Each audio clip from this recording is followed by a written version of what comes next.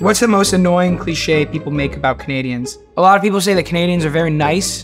It's not like it's not true, but there are assholes everywhere, even in Canada.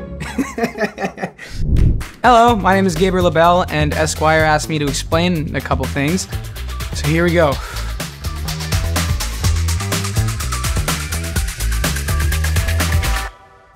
How did you capture the physical essence of Lorne Michaels? Hair and makeup was very cool. I have very curly hair, and Lorne doesn't. I looked at a lot of photos of him, so I wanted to like get his posture down, how certain clothes fit him, certain facial mannerisms and expressions I tried to match. How did I prepare for the character?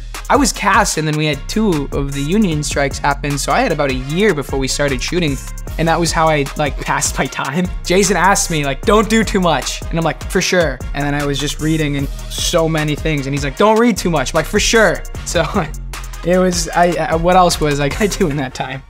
What was the casting process like for you to play Lorne? Fabelmans premiered in London, and Jason was there, and I met him, and then the next day I get a text from my agents. They're like, he'd like to meet you for coffee. And I was like, okay, awesome. And then that was in January, and then in June of 2023, I found out that they would like me to audition. So I flew myself to New York, stayed on my cousin's couch. It was in person, and it was really fun, really good to see Jason again. I leave, I see Cooper Hoffman, who I've known for a couple years because he was a COVID PA on the Fabelmans, and then he goes in and reads for Belushi. 5 minutes later, Jason goes, hey, do you guys want to read this?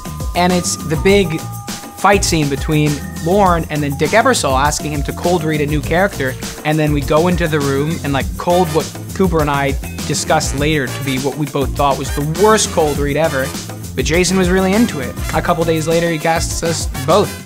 Did I do anything special to prepare for the audition? I tried to get his voice down. So this is so stupid and embarrassing, but I just walked around the streets of New York chain smoking and like screaming into my arm. Just like, ah! Just like trying to ruin my vocal cords. And I don't think it did anything. You played characters in several period films. Best or worst thing about the pants for each period of time? Ooh, the Fabelmans was 50s or 60s, so that was a lot of slacks, high-waisted, which you know, pretty cool for me. Saturday Night, I just had 1 pair of bell-bottoms the whole time, and those are just awesome to throw on. But Snack Shack, I think I wore pants once, just short shorts and cutoffs and Daisy Dukes, and we were ready to go, man.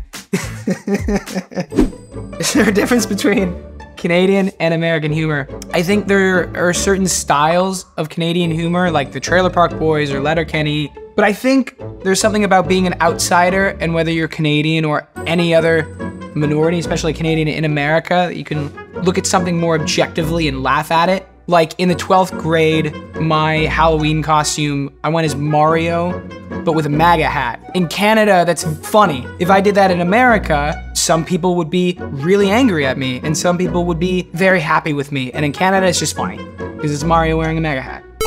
You get to have 3 famous Canadian artists performing your birthday party. Who do you choose, and what track are they performing? Neil Young, Harvest Moon. Joni Mitchell would be very fun. Celine Dion, actually, I went to a French immersion elementary school, and for Remembrance Day, which is our Memorial Day, all the kids would have to sing every single year, Une colombe. Une colombe est partie en voyage. It's about a dove.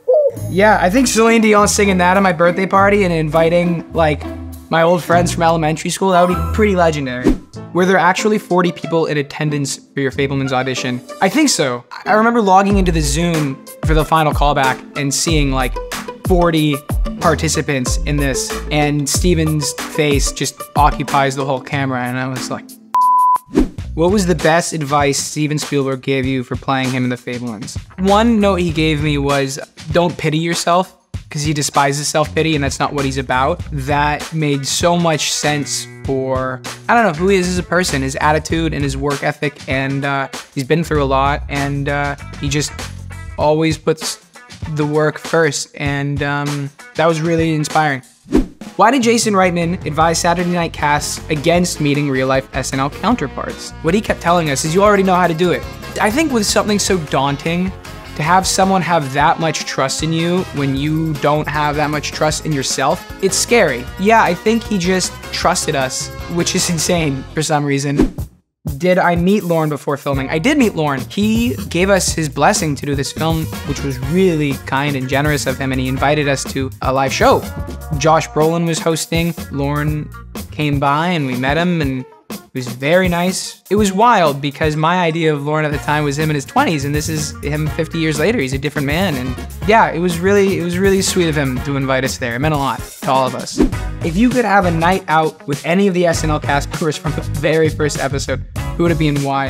I would say Gilda Radner. She has such a brilliant spirit, and Ella Hunt nailed it, and she just seems like the most loving and caring and selfless one of them all. I bet a hug from her would have been nice.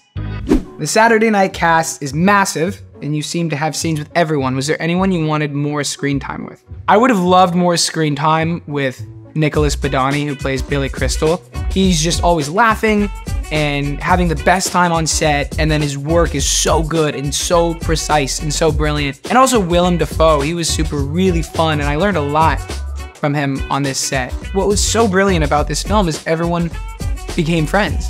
Everyone was there the whole time, and everyone was always laughing. So that's cool. Thanks for watching.